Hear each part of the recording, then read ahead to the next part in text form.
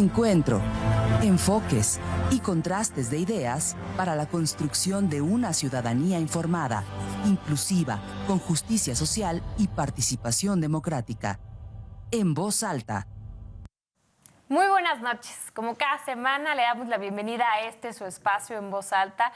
Hoy estamos aquí, Carlos Rentería y su servidora María Alemán, para discutir, platicar y pues dar nuestras opiniones acerca de uno de los temas que ha encabezado las notas mundiales, nacionales y por supuesto que decir locales. Es este tema del juicio, ¿no?, a el exfuncionario público, al exsecretario de Seguridad de nuestro país, Genaro García Luna. Este juicio que comenzó el 16 de enero, si no mal entiendo, y que pues a lo largo de estas semanas ha sido materia de la discusión en los medios de comunicación.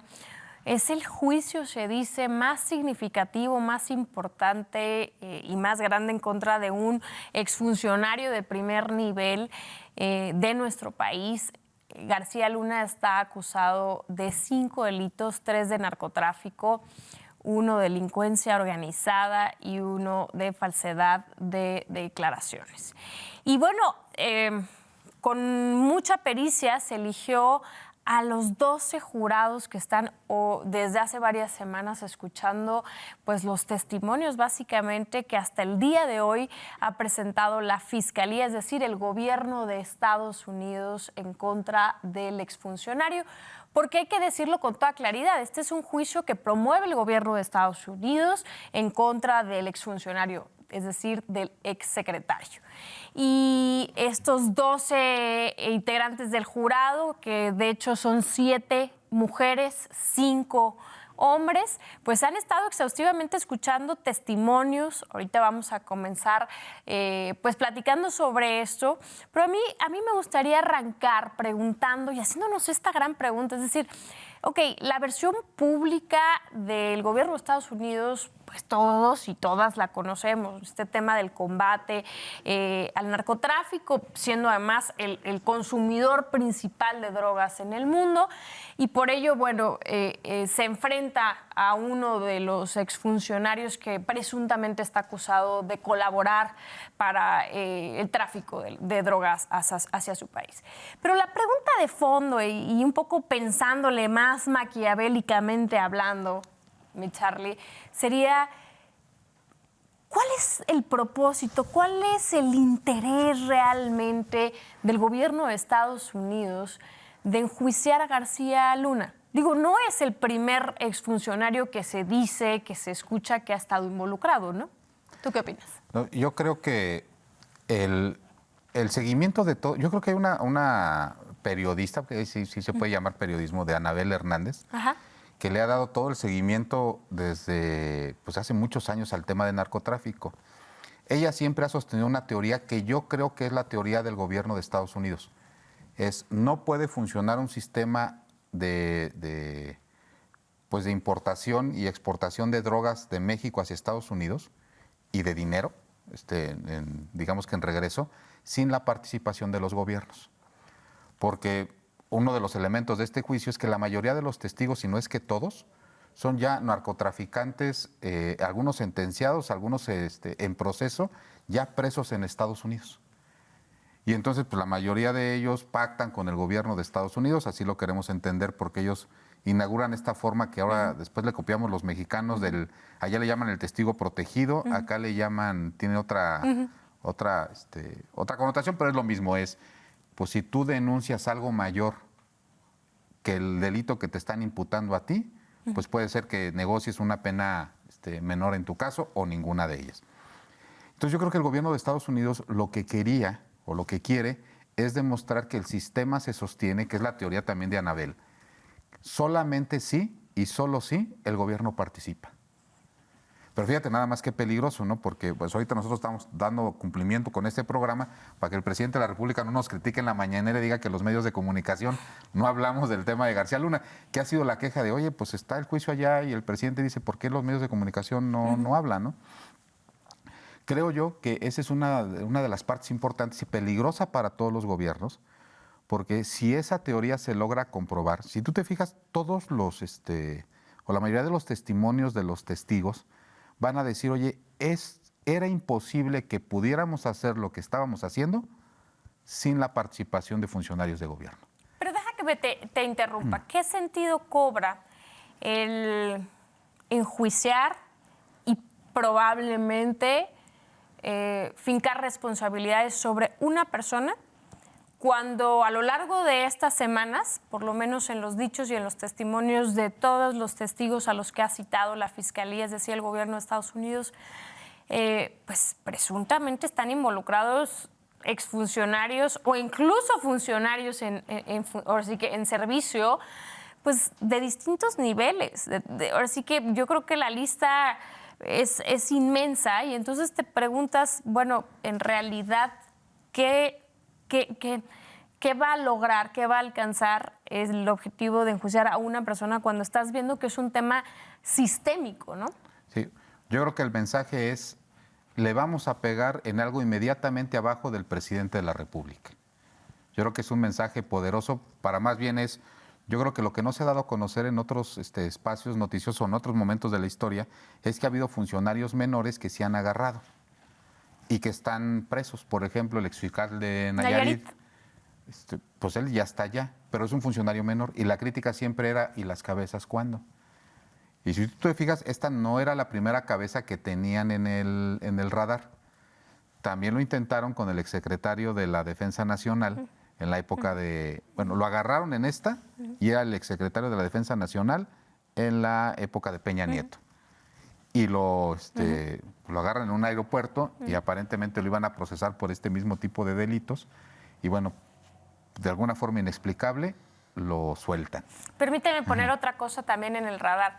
A García Luna lo detienen en Estados Unidos, en Texas, en diciembre del 2019.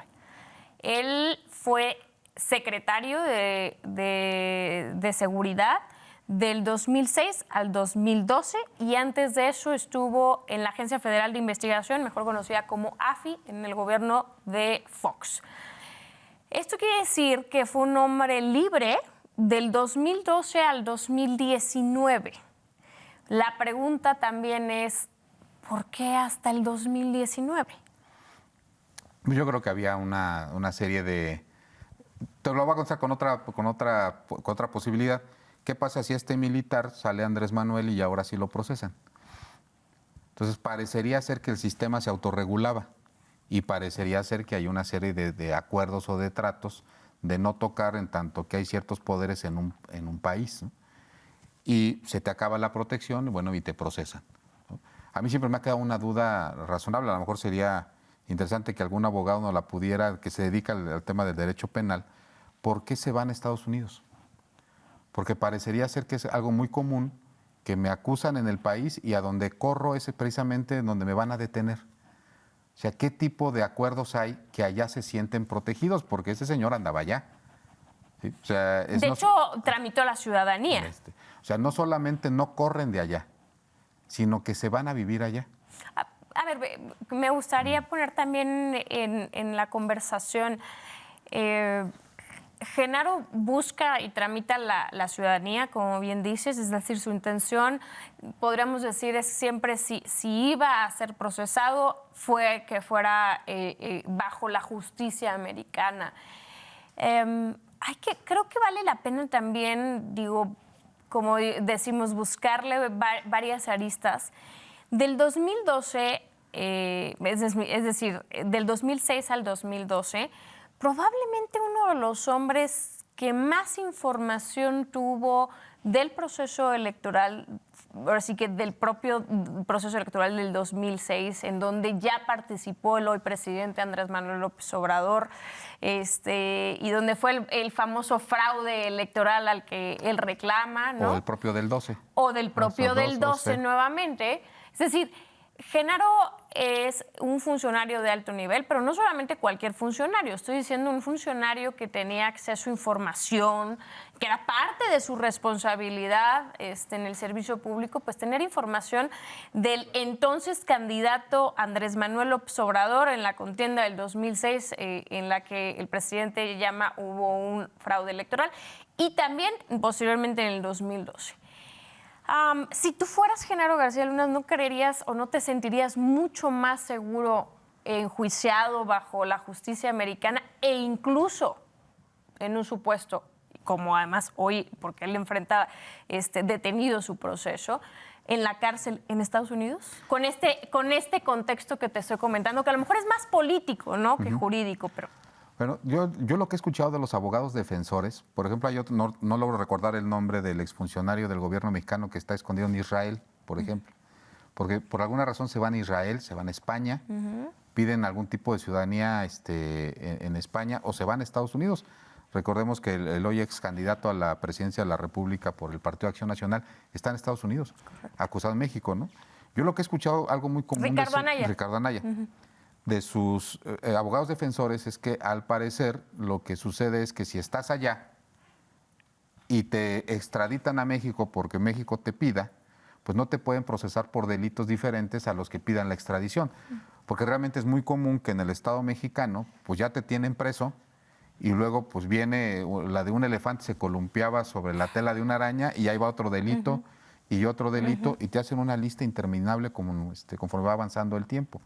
Me parece que sí tiene que haber alguna protección jurídica el hecho de que te procesen allá. Yo en el fondo muero de ganas de saber, lo que tú comentabas al principio es, uno, si los testimonios son suficiente prueba. Dos, si los testimonios son prueba, entonces, ¿qué va a pasar con los otros mencionados dentro del proceso? Porque si ya él lo juzgo y lo sentencio por el tema de testimonios, pues hay otros testimonios que tú bien apuntas que señalan otras personas. Entonces esto daría lugar a que se persiguieran a otros funcionarios o funcionarios vigentes en la actual administración o que lo fueron, ¿no? El día de hoy concluye la parte que le corresponde a la Fiscalía del Gobierno de Estados Unidos, es decir, a la parte actora del juicio, ¿no? A quien está buscando probar la culpabilidad del exfuncionario de Genaro García Luna. Y su cierre, digamos, de pruebas, que todas ellas fueron testimoniales, como bien mencionas, eso es importante, es decir, no existe una prueba documental, no hay un documento, no hay un video, no hay conversaciones, no hay audios, ahora que también están muy de moda los audios, no existe otra cosa más que los dichos de los testimonios, de los testigos que acudieron y que citó la Fiscalía. Y hoy, de hecho, cierran con el Rey Zambada, ¿no? Pareciera que se anunció incluso como con bombo y platillo el que sería su último testigo. Preguntarte, hasta el día de hoy, y con independencia al resultado, es decir, a lo que determinen estos 12 integrantes del jurado, ¿cómo catalogarías, cómo calificarías el desempeño de la Fiscalía? ¿Te quedó a deber? No, ahora sí que hizo su mejor esfuerzo. Es decir, ha sido muy nombrado y muy famoso este juicio. ¿Y cuál es tu sabor de boca del desempeño de la Fiscalía? Que si Genaro García es culpable, es un profesional de lo que hacía. ¿Sí? Yo veo las fotografías, que no son fotografías, ¿no? Ahora resulta que son dibujos que van haciendo... Sí, son retratos hablados, ¿no? Sí, y algunas de las crónicas, que a veces es muy importante el tema de las crónicas, que dibujaban en la cara de García Luna una sonrisa burlona. O sea, unos decían, no, pues es preocupación, otros se está riendo, otros se está burlando del tema del proceso, pero la realidad es que debe de estar viendo lo que hace la Fiscalía y lo que debe decir es, no dejé evidencia en esto, no dejé evidencia en aquello, no dejé evidencia en aquello, que te lo refleja con otros que son noveles en el asunto. Por ejemplo, pues imagínate que te vas a una oficina de gobierno en donde sabes que hay cámaras, te van a entregar una cantidad de dinero en efectivo y todavía lo cuentas. O sea, aparte de corrupto, eres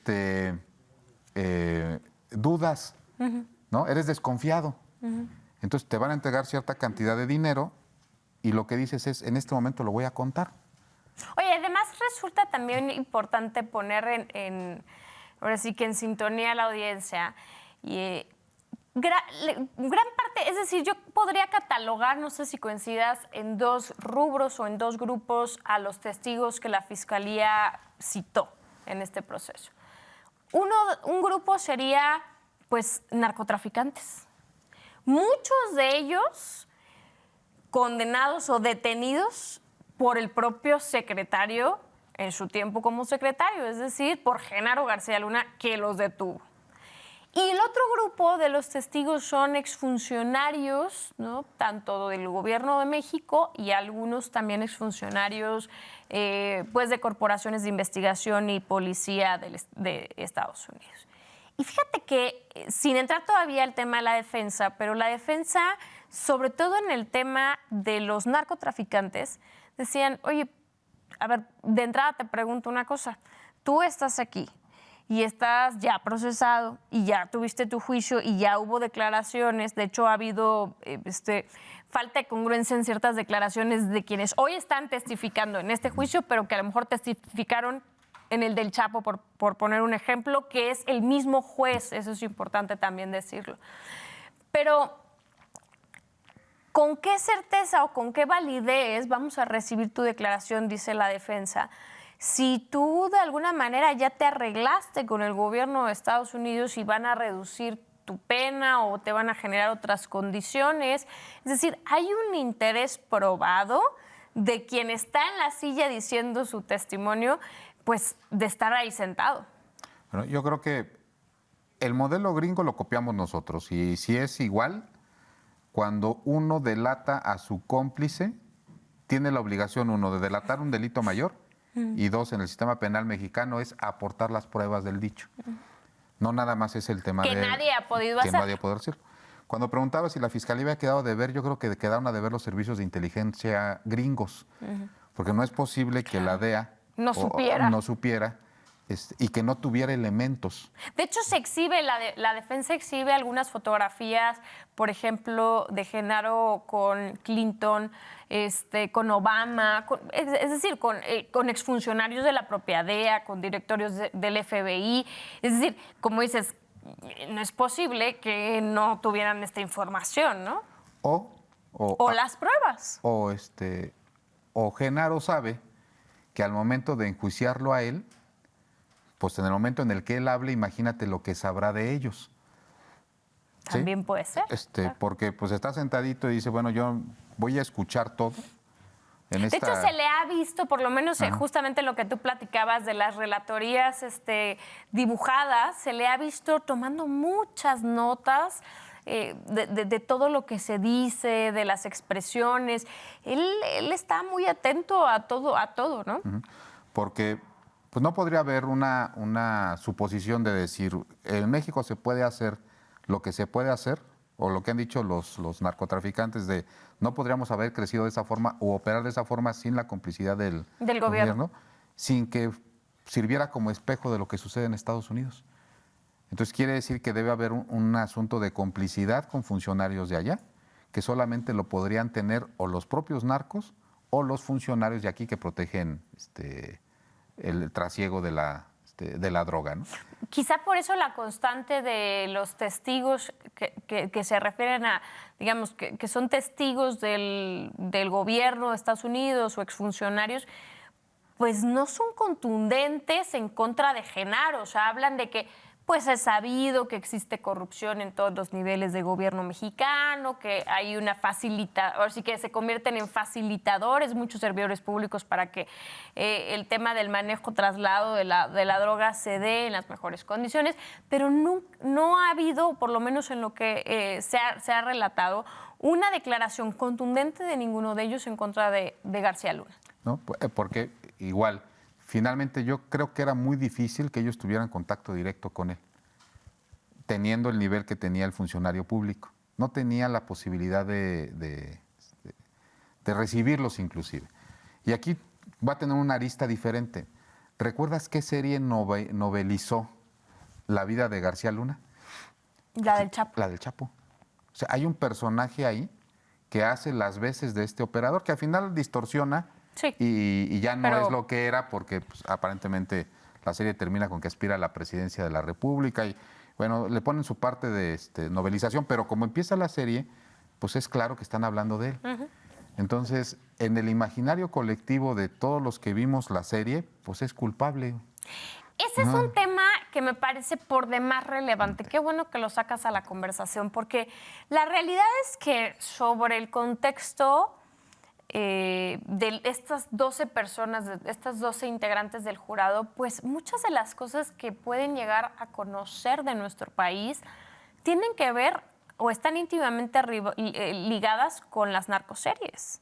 O sea, en México, ahora sí que el acceso de la información que ellos tienen son nuestras narcoseries o las películas de corrupción de nuestros gobiernos. Y entonces se hace creíble, ¿no? Toda esta historia. Y eso es algo que ellos, pues naturalmente, tienen en su interior y que probablemente pese al momento de determinar la culpabilidad o no del secretario o exsecretario. ¿Cómo puedes decir a los jurados que seguramente ya la vieron, que Sí. seguramente ahí se documentaron, que traten de nada más concentrarse, que aparte el juez se los instruye, ¿no? Si concéntrate nada más en los datos que vas a tener y en razón de ello emite tu... Sí, pero ¿cómo dejas fuera pues tu acervo, ¿no? Cultural? Y bueno, pues es México, es un país casi como si estuvieran procesando a alguien de Colombia en Estados Unidos. ¿Qué van a decir de mí si finalmente lo soltamos? Porque la Fiscalía no hizo bien su trabajo. Y también, insisto, la preocupación del gobierno de Estados Unidos, ¿qué sucede si ya está sentenciado? ¿Tú crees que tenga el suficiente peso, que vaya a tener el suficiente peso, basar la culpabilidad o no? Es decir, la culpabilidad o la inocencia de una persona en razón a los dichos de otras. Porque esa es la realidad. O sea, lo podemos resumir así, ¿no? Lo único que hay son dichos. Yo creo que la teoría penal lo contempla porque sí hay delitos que se cometen en la oscuridad. Por ejemplo, el tema de te voy a poner, a lo mejor es un símil, el tema de la violencia en la familia. Pues va a ser bien difícil que aparte de lo obvio que son los golpes o lo no obvio que es la violencia verbal, o lo obvio que pudieran ser cuando los golpes dejan de desaparecer y dejar evidencia física, tener una prueba de que eso sucedió. Sí, pero sin ánimo de desviarme, en México, lamentablemente, pues tú no llegas a una fiscalía a denunciar como mujer y si no traes golpes o llegas con sangre, pues prácticamente te dicen regrésese a su casa. Porque son delitos que se cometen en la oscuridad del domicilio. Pero al final de cuentas, justo la autoridad lo que pide es que haya una prueba del hecho. Pues acaba a suceder igual.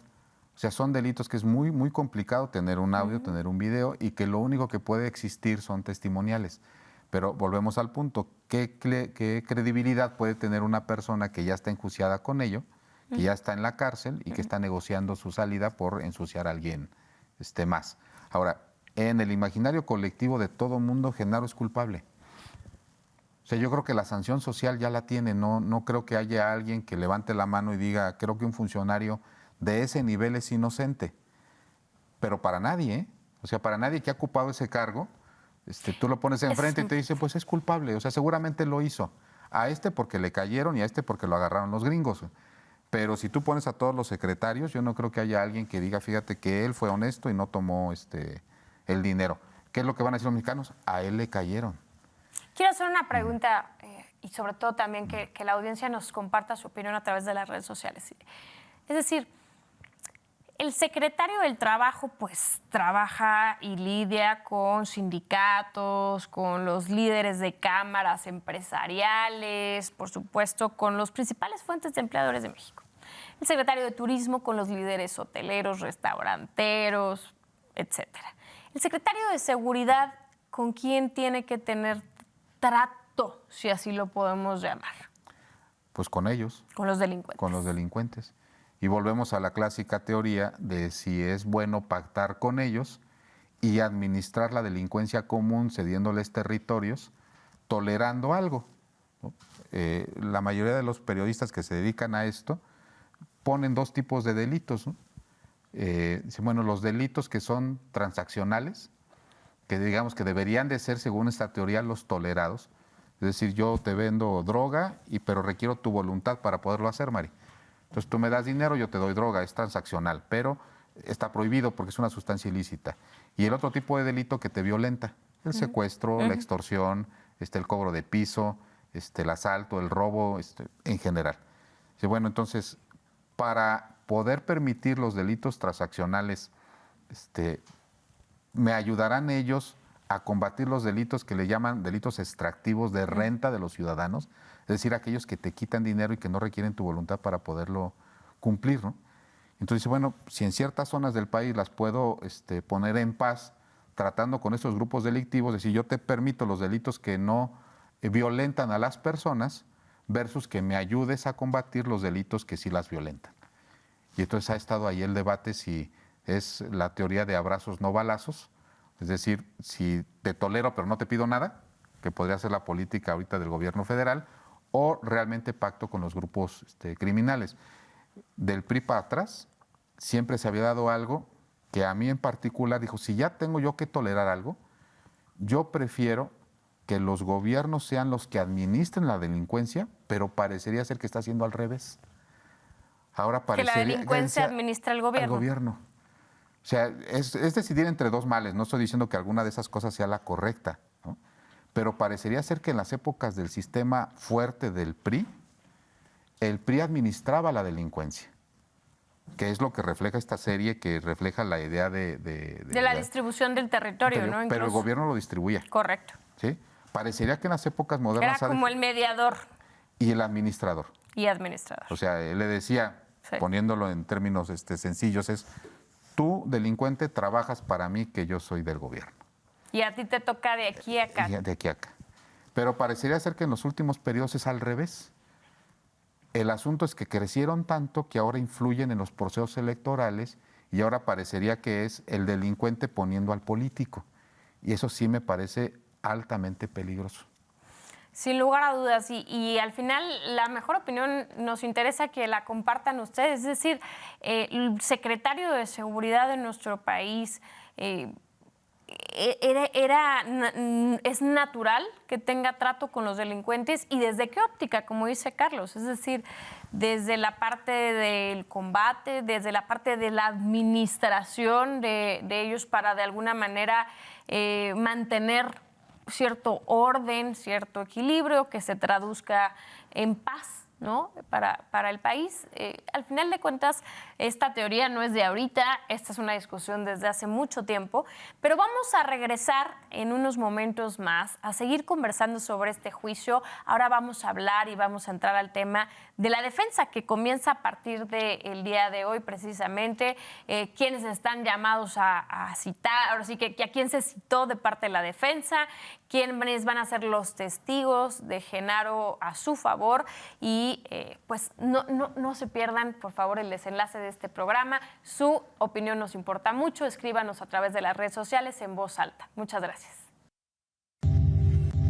Continuamos en Voz Alta.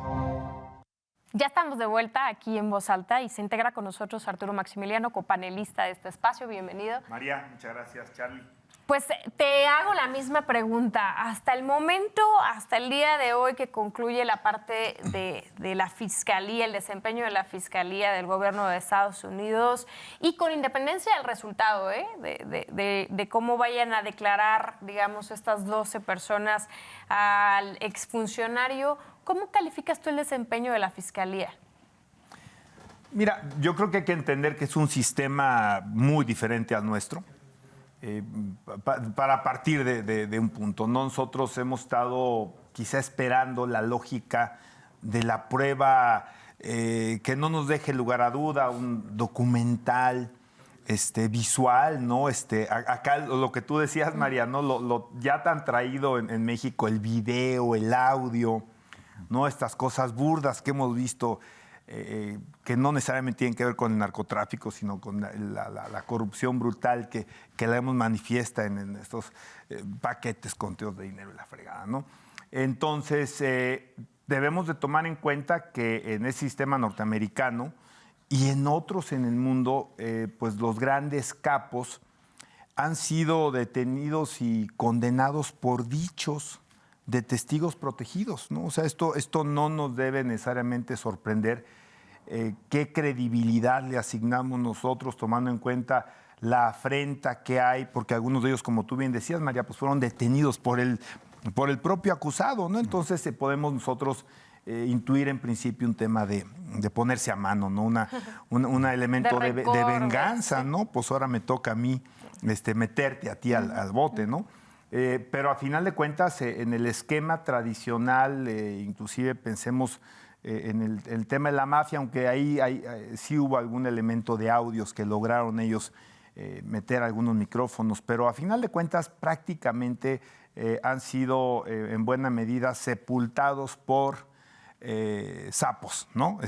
¿no? Gente que los ha delatado, que fueron parte de la organización, y creo que en este contexto es como acabará finalmente definiendo el jurado, que lo deberá hacer por unanimidad, y si hay para efecto de ellos, un elemento de credibilidad, tanto de delincuentes procesados y de ex funcionarios públicos. Ahí sí yo no estoy seguro si estos exfuncionarios públicos también han sido procesados por estos delitos o por delitos similares, y ver si es encontrado culpable en estos cargos que se le hacen, ¿no? Que son básicamente por narcotráfico, por delincuencia organizada y por uno que es muy común en México, ¿no? Que es la falsedad de declaraciones, que esa prácticamente es el día a día de la parte política administrativa en buena parte del país. No digo ni que todos, ni que en todos lados, pero a final de cuentas. Entonces, me parece que no debemos esperar más que lo que, hablando de la pregunta, María, pues para la Fiscalía es necesario en este contexto de los juicios en Estados Unidos, ¿no? Presentar testigos de peso importante, porque no podemos negar también la relevancia de algunos de estos testigos, empezando por el rey Zambada y otros que, bueno, que tienen un nombre dentro de este mundo del AMPA y que finalmente están dando algunos elementos de los cómo, de los dóndes, de los cuándos y de los porqués para efectos de que los considere el jurado y pueda condenar o no a García Luna. Y para mí, de la parte jurídica, habrá que ver la parte política en Estados Unidos y en México. Y no estoy diciendo que el jurado vaya a jugar el juego de la parte política, pero hay muchos mensajes, ¿eh? O sea, tenemos que tomar en cuenta que es el funcionario de más alto nivel que ha sido procesado en Estados Unidos. Yo solamente estaba haciendo acto de memoria de Gutiérrez Rebollo, que fue el zar antidrogas de México en época de Ernesto Zedillo, si mal no recuerdo. Pero, pues él fue juzgado aquí. Él no fue juzgado en Estados Unidos. Y García Luna fue secretario de Seguridad Pública y director de la AFI, ¿no? Entonces, pues también hay un mensaje, me parece, implícito.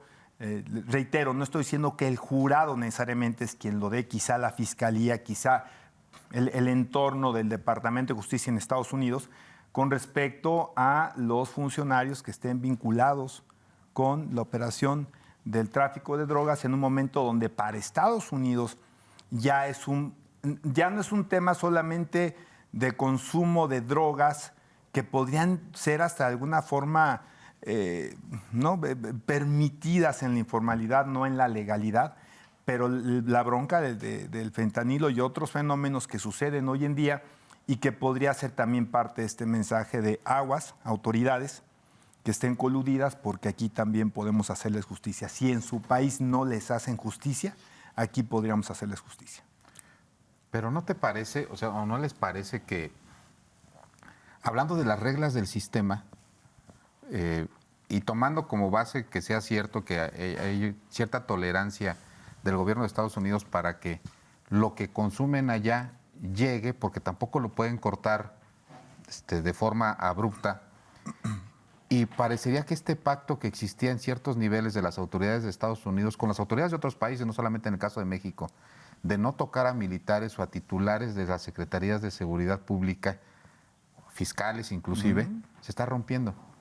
Entonces, la próxima vez que algo se les ofrezca allá, que se tolere aquí, para que se surta allá, pues los que están de este lado, pues simplemente van a tener un miedo razonable de que después pasen 12 o 15 años o 8 o 9, pues va a cambiar algún tipo de reacción Código. política aquí o allá que va a hacer que me metan a la cárcel. Entonces me parece que se rompe una regla, a lo mejor no escrita, ¿no? Del sistema. Comentábamos antes del corte, cuando agarran al secretario de la Defensa y luego lo sueltan 15 días, parecería que la demanda de los militares aquí va a decir, oye, pues ellos nada más hacen su trabajo, güey, y su trabajo incluye tener contacto con estos personajes, güey. ¿Por qué los procesan por eso, no? Ahora pregunta, porque no sé si ustedes lo consideren o no una coincidencia, pero la semana pasada sucede algo que no es la primera vez, esta petición de más de 20 gobernadores de Estados Unidos nuevamente de declarar a los narcotraficantes como terroristas. ¿Coincidencia o no en el marco del juicio de García Luna? Pues yo no veo el encuadre ahí, porque no veo una acción terrorista ya entiendo que la definición de terrorismo es un tipo de delincuencia que pone en peligro al Estado o que tiene como enemigo cambiar un sistema de gobierno, ¿no? No veo a los narcos en ese nivel. Lo que sí veo es que se le daría la posibilidad de tener una intervención en nuestro país, dado que eso es posible, ¿no? Por lo menos en las leyes gringas.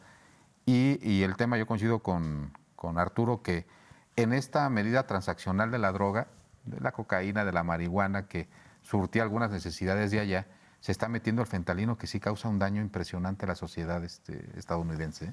Entonces, pero me parece esto que decías del sistema, lo que ha quedado probado notoriamente con los dichos de todos los testigos es que precisamente es un problema sistémico, ¿no? Que lo decía yo, que quizá pudiéramos pensar qué caso tiene el detener a una sola persona, por más que sea la cabeza, cuando el problema está inmerso en un sistema. ¿No tendrá relación entonces la petición de los gobernadores de declarar al narco como terrorismo? Yo creo que sí hay una coyuntura, o sea, como lo decía también Charlie y como lo planteaba hace ratito, sí creo que hay una coyuntura del tema de las prioridades políticas y entre ellas pues está este asunto, ¿no? Creo que este es un tema. Insisto en el mensaje que me parece también importante por parte de la autoridad norteamericana y además, pues yo creo que nos trae o pone otra vez sobre la mesa una discusión que es, yo creo que ya común, ¿no? Y ya no solamente a nivel de solamente de los países, ¿no? De los temas federales, ¿no? Si hay o no una vinculación, inclusive necesaria, ¿no? Inclusive la posibilidad de que los gobiernos deban tomar partido con respecto a grupos delincuenciales, como parte de una estrategia de seguridad. Fíjense qué fuerte, ¿no? A final de cuentas. Lo comentábamos una vez. Qué fuerte, pero Sí, creo sí, que sí. lo vuelve a traer a la mesa, a la discusión, porque parte de lo que se ha argumentado en el juicio es precisamente que García Luna, como secretario y supongo que también en la AFI, bueno, tomaron partido por un grupo delincuencial. Específico. Sí, por un cártel. Y a lo mejor, oye, podría decir, creo que no lo va a decir, porque además ya no va a declarar como el mal menor, ¿no? O sea, es un tema de una definición política, ya ni siquiera la parte del soborno, del beneficio, ¿no? Y hasta qué punto éticamente esto pudiera ser inclusive válido, ¿no? Hasta qué punto evita situaciones que no son deseables socialmente ante un fenómeno que parece ser imparable, ¿no? O sea, de verdad son temas bien, bien fuertes. Y yo quisiera, María, si me lo permites, ir un punto adicional, ¿no? El juicio se está acabando. Sí, antes de lo previsto, que Sí. eso ha llamado también mucho la atención, ¿no? Sí, porque se esperaban, creo que de entrada, por parte inclusive de la defensa, pues que hubiera también sus testigos, ¿no? Que se puedan contradecir algunos de las afirmaciones de la fiscalía, pero pues parece que... ¿Participará como testigo en la defensa la esposa? La esposa, de yo creo que en Genaro. un tema más de orden sentimental que un tema de orden probatorio, ¿no? Entonces, ahora el tema es, se va a fallar. Y, Oye, Perdón que interrumpa, en orden sentimental sí, pero imagínense también varios han de estar temblando, porque la información que la mujer no debe de tener, de haber visto, de haber escuchado. No, a veces decimos, no, para hablar solamente del lado de como esposo, ¿no? De su esposo, pero muchas veces se subestima esa posición que tiene el esposo o la esposa de un funcionario en ese nivel. Sí, yo lo que no veo a la señora aquí subiéndose a decir, ¿saben qué? Pues sí, pero también fulanito, tanto peca el que mata a la vaca como el que le agarra la pata, ¿no? Y no podría declarar en contra, ¿no? Porque es la esposa, ¿no? Exactamente. O sea, creo que no va a decir sí, pero también aquel, o siguiendo una orden o una instrucción, ¿no? Que normalmente pues, tendría que venir de arriba, ¿no?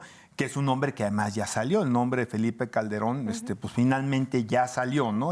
Como de otros funcionarios también. Sí, como de otros funcionarios. En servicio hoy. Entonces, estoy tratando de pensar yo un poco en las implicaciones una vez que se falle. A favor, es decir, encontrándolo culpable. ¿Y por qué dije a favor? Porque yo creo que es la expectativa también de una buena parte de la autoridad hoy en México. O declarando la inocencia, ¿no? ¿Cuál va a ser el coletazo en México de este fallo, ¿no? A eso quería llegar en la recta final del programa. ¿Qué implicaciones políticas tiene en la relación bilateral y particularmente, permítanme decirlo, en el proceso de renovación de nuestro país, de la presidencia de nuestra república, rumbo al 2024, la posible resolución, digamos, en un sentido o en otro, encontrándolo culpable o inocente? Empezamos contigo y vamos. Mira, yo creo que si se encuentra culpable, pues esto rematará o remachará el argumento del presidente de la República con respecto al gobierno de Felipe Calderón en términos de esta decisión, esta guerra que aparentemente inicia, pero que hoy parecería tomar un derrotero distinto, más ya con la confirmación de un jurado en Estados Unidos, donde habría un contubernio entre el poder público, el gobierno federal, por decirlo menos, y la delincuencia organizada, independientemente de qué grupo fuera, y meter seguramente en este contexto político que es difícil entender que un secretario pudiera tomar estas decisiones sin subirlo a la cabeza. Me parece que ese sería en caso de ser encontrado culpable. ¿Le da oxígeno entonces en caso de declararse culpable a particularmente el presidente Andrés Manuel, que ha sido muy puntual en señalar el gobierno de Felipe Calderón? ¿Le da oxígeno a Morena? Sí, pero le pone una trampa en el futuro, creo yo. Es como escupir para arriba. Porque lo primero que va a decir es, sí fue encontrado culpable y Calderón sí sabía. Y eso le pone un círculo así de tírale al negro al presidente, porque cualquier cosa que esté sucediendo en su gobierno no va a poder tener el argumento para decir yo no sabía. Y están sucediendo cosas como suceden en todos los gobiernos. Entonces me parece que al culpabilizar a Calderón, el mismo argumento va a ser en contra de él con cualquier acto de corrupción o de este tipo que se conozca en el presente, se haya conocido en el pasado, se conozca en el futuro. Porque él siempre ha defendido la teoría de que no pueden suceder ese tipo de cosas sin que la cabeza esté enterada. El sistema político mexicano y el sistema jurídico están diseñados para que el presidente no sea culpable de nada. ¿Sí? Pero a mí se me antoja otro tema, ¿no? No sé cuántas denuncias tenga Calderón en México. Perdón, García Luna en México. Entiendo que si lo sueltan allá, pues ahora la presión va a ser, oye, Andrés Manuel, ¿y por qué tú no lo procesas en México? Pide que lo extraditen, ¿no? Yo no sé, no tengo el dato, pero en los delitos que escucho que está procesado, no está el de lavado de dinero. No. Son 3 por narcotráfico, concretamente cocaína, el de falsedad, que ya dijimos que va como de cajón, y delincuencia organizada. Se me hace muy complicado, pero muy complicado, desligar el tema del narcotráfico a que no patrimonialices lo que obtuviste de ese delito. Por eso regularmente siempre va el delito de narcotráfico, de peculado o de alguno de esos delitos que quieren decir que obtuve una ganancia. De hecho, intentaron con un tema de una propiedad en Miami, me parece, 3.5 millones de dólares más o menos, pero efectivamente no está acusado por ese delito. Exacto. O sea, el delito que sí deja y que sí tiene una amplia evidencia, porque hay depósitos, hay activos en general, es este que va ligado. ¿Para qué haces esto si no tienes como objeto esto? ¿Sí? Todas las declaraciones de alguien que diga yo le di dinero a fulanito de tal, que no choquen con que él lo usó para él y para quedárselo, pues parecería que chocan con pared, ¿no? En las manos, dirían ustedes, de la justicia americana está hoy el probar el dicho, darle oxígeno político y electoral al proyecto de Andrés Manuel López Obrador, dependiendo de la resolución de este juicio. Es que no hablamos del qué y qué tal si es declarado no culpable, que no es lo mismo que inocente, por cierto. Que no se encontraron guilty, las ¿no? pruebas suficientes. No se encontraron para las pruebas. Bueno, entonces, ¿qué pasa? Quizá lo que tendría es un efecto boomerang. Antes al que Charlie señalaba, donde diría, bueno, si una corte, un país que desafortunadamente con credibilidad por los términos en el que está su sistema de justicia, declara que no hay pruebas para procesarlo, pues a lo mejor para condenarlo, pues entonces a lo mejor tiene el efecto contrario, ¿no? Que se pueda hacer un argumento para quienes son enemigos del presidente y decir, bueno, pues entonces todo esto se construyó con base en una especulación y señalando otros personajes como los cómplices. Entonces, quizá podría tener este efecto boomerang, quizá. En contra de. ¿No? En contra de, sí, y seguramente, bueno, esto es evidente que la oposición así lo tomaría, ¿no? Ahora, imagínate que eso sucediera. ¿Cuál sería la teoría del sospechosismo? Quedaría vacunado contra esos delitos en Estados Unidos, ¿no? Pues, porque no lo podrían volver a procesar sobre eso mismo No. jamás. ¿Y si ese fue el sentido? Esa es una muy buena... es la muy estrategia buena. jurídica. Es decir, oye, procésame. ¿Cómo es como dice el dicho, bueno, piensa mal y acertarás, pero a veces también esta teoría de que era la manera de mantenerlo pues más seguro? También. Era procesar, mucho más seguro que en una cárcel aquí en México. Agotado el proceso jurídico, pues evidentemente no puede ser enjuiciado nuevamente por los mismos delitos. No le van a quitar los Pero activos. con otra, que con esto cerramos el programa. Siendo, y recalco, una de las personas que naturalmente por su posición de poder tiene o tuvo más información sobre muchos funcionarios, incluido el hoy presidente de la República. Y funcionarios de Estados Unidos. Cortinilla. Se sube ayer la jefa de gobierno y dice, ¿qué pasa con el dinero de García Luna? Que está allá, pero que no está procesado por ello. Entonces, volviendo al tema de las series, ¿no? Parece esto de película cuando dice, pues yo hago todo el proceso judicial, me enjuicias, me vacunas, pero la negociación es no te metas con mi dinero, porque no le están tocando el dinero. Entonces, eso sí está de que menos extraño, ¿no?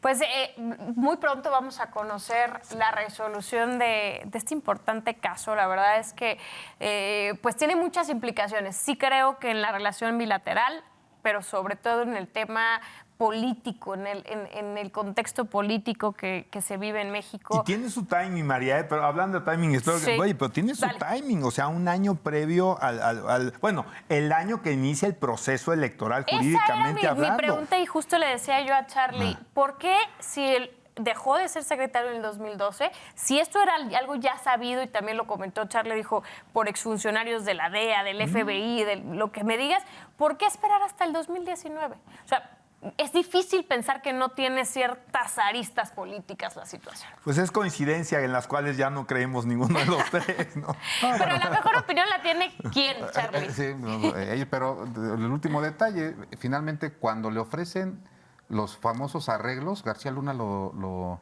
rechaza para no declararse culpable y va a juicio. ¿Sí? Eso también está medio curioso porque regularmente terminan pactando condenas de 5 años, de 3 años, de 7 años, pero no me quites los activos, ¿no? Sí.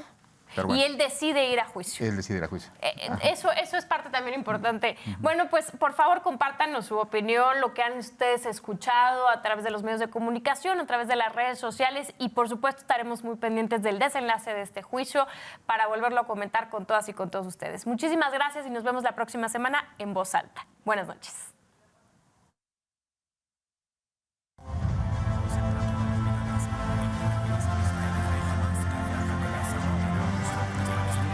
Gracias por acompañarnos en esta emisión. Esto fue En Voz Alta.